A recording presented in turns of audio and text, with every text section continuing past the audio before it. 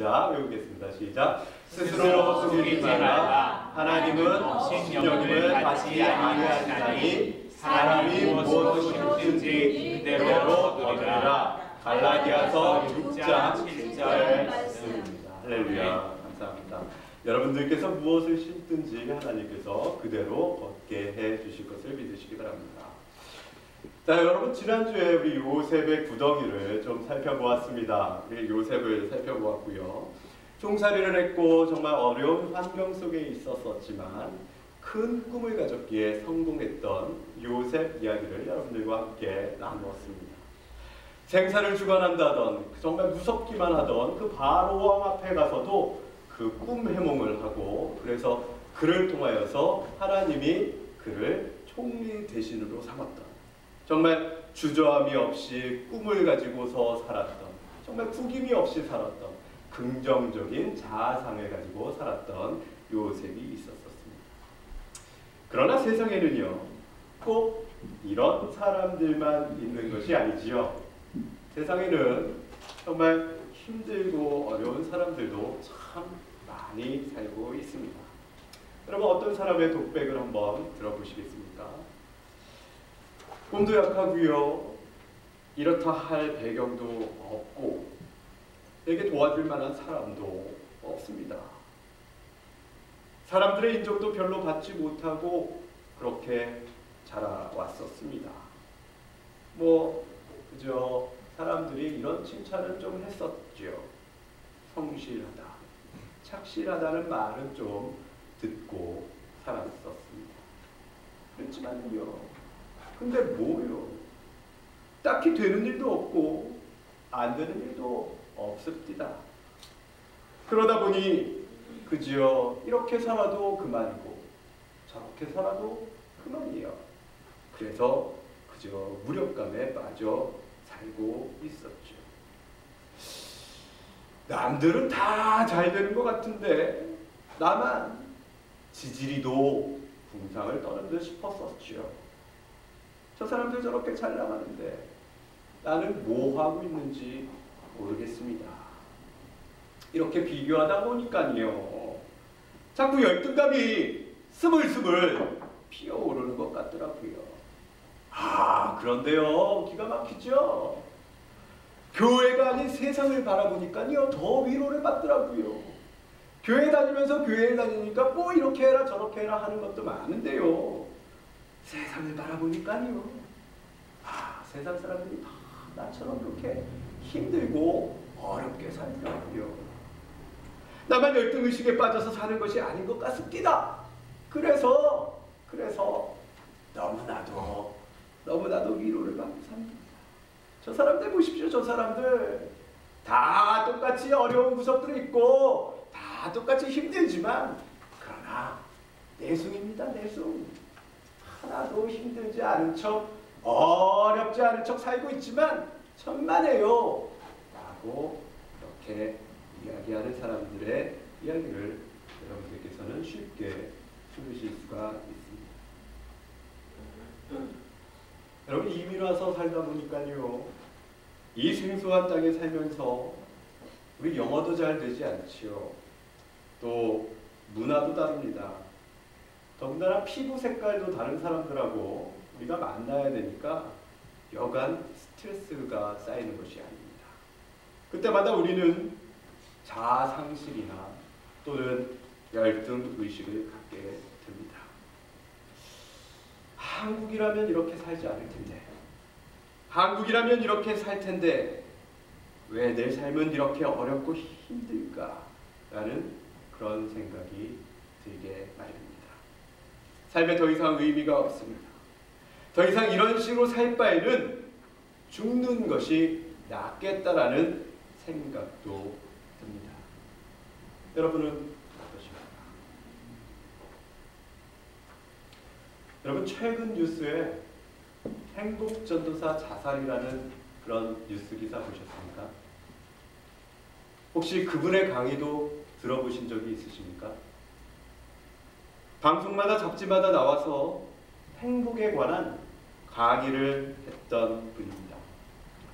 많은 사람들에게 행복전도사라고 불리면서요 밥은 굶어도 희망은 굶지 말라라고 외치셨던 최윤희 씨라는 사람입니다.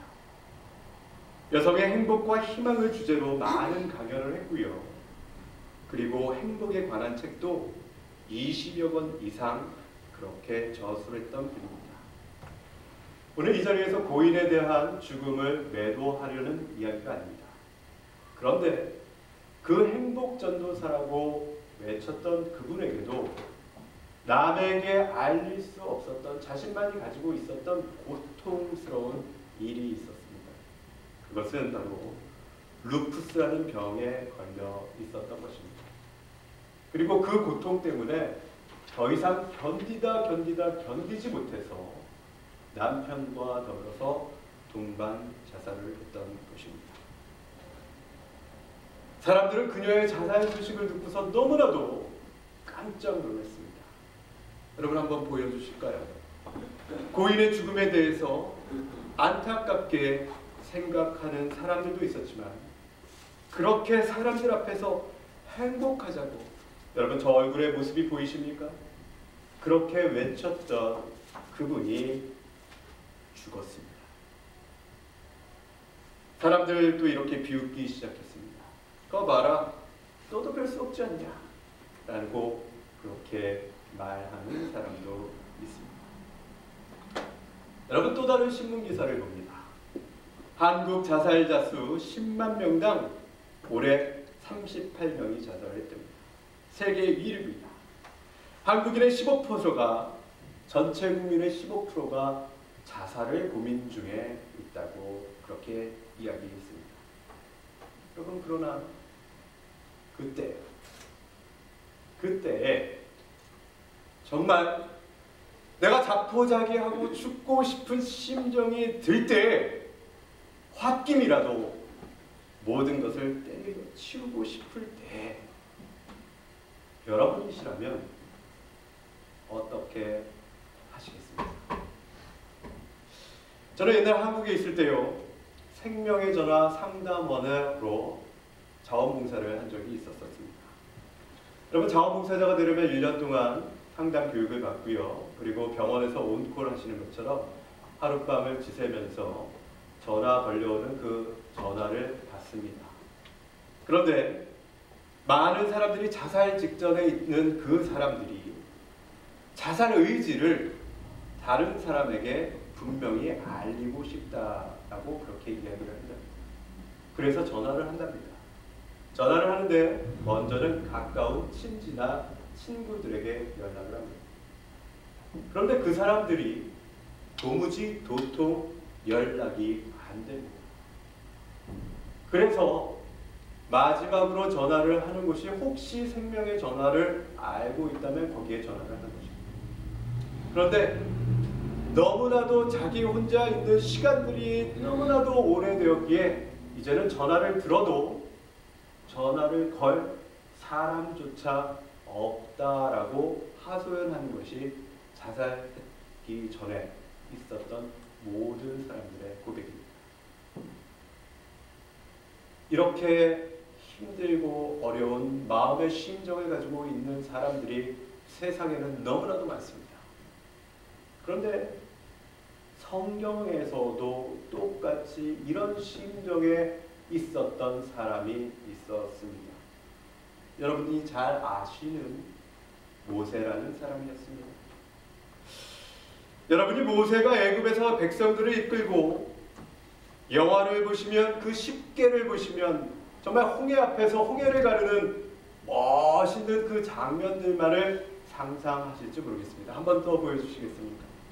모세가 홍해 앞에서 이렇게 가르는 그 10계의 그 영화, 찰턴 헤스턴이 그 주인공으로 나왔었던 그 모습만 여러분 상상하고 생각하실지 모르겠습니다. 그러나 모세도 이 하나님께 들려 쓰임을 받기 이전에는 정말 어찌할 바를 알지 못하는 고통을 겪었던 사람이었었다라는 것을 여러분 먼저 기억하시기를 바랍니다.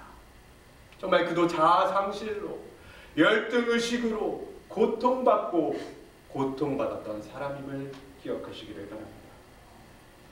모세가 애굽 궁중에 받았던 40년의 교육은 그로 하여금 자기 자신을 너무나도 과신하게 만들었었습니다. 그러나 반대로 사람을 죽이고 왕궁에서 도망쳐 나온 실패와 좌절을 경험하면서 광야로 쫓겨가서 지내는 40년 동안 그는 열등의식과 좌절이라는 병을 앓을 수밖에 없었지요. 그리고 40년을 광야에서 지내면서 자기 상실, 자기 불신이라는 커다란 병에 걸렸었습니다. 무력감에 빠졌습니다. 여러분, 이것을 현대병으로 이야기하면 어떻게 이야기할 수 있겠습니까? 바로 우울증입니다. 가장 무서운 최대의 적이라고 이야기하는 우울증에 모세가 빠졌던 것입니다. 여러분, 우울증 자가진단이라는 그런 강의가 있었습니다. 연세대 의과대학의 정신과 교수인 우리 전우택 교수님이 한 강의가 있었습니다. 우울 증상에 대해서 이렇게 표현하고 있는데요. 여러분 혹시 한번 체크해 보시겠습니까? 우울 증상에 대한 자가진단입니다. 늘 언제나 침체된 기분, 쉽게 눈물을 흘리고, 그건 좋네요.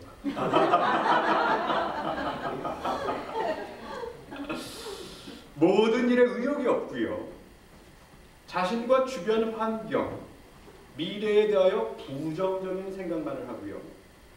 잠을 못 자거나 혹 지나치게 많이 자고 식욕 등이 없어지는 것을 경험할 때 여러분, 그것이 우울증의 시작이라는 것입니다. 거기에 해당되시는 분들 계십니까? 식욕에 해당되십니까? 자, 그런데 여러분, 하나님은 모세를 이스라엘의 민족의 지도자로 세우시기 전에 이 병을 고치셔야만 했었습니다. 하나님께서 모세의 열등의식하고 자포자기의 그 심정, 자기 비하를 치유하기 위해서 모세를 찾아가셨던 것입니다. 그리고 모세하고 대화를 하기 시작을 했습니다. 하나님은 오늘 이 순간에도 우리의 모든 열등의식을 치료하시기를 원하십니다. 여러분 혹시 학벌에 대한, 지위에 대한, 명예에 대한, 부에 대한, 물질에 대한 그런 어려운 마음들이 있으십니까? 남보다 못하다라는 그런 생각들이 있으십니까? 여러분, 그 생각들을 이제는 이곳 십자가 아래 내려놓으시기를 바랍니다. 이 십자가 앞에서 내려놓으시고 하나님께서 위대하게 변화시킨 모세와 같은 그 인생처럼 이제는 하나님의 손에 붙들려서 들리움으로 새로운 인생을 시작하시기를 주님의 이름으로 축원드립니다. 여러분, 하나님이 모세의 그 열등의식, 모세의 우울증, 모세의 자기 비하, 그것을 어떻게 치유하셨는지 오늘 한번 살펴보도록 하겠습니다. 먼저 하나님께서는 모세의 그 열등의식, 자기 상실들을 치유하시기 위해서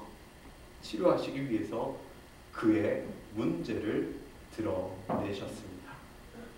하나님은 먼저 모든 문제를 드러내심으로 치료하시는 의사였습니다.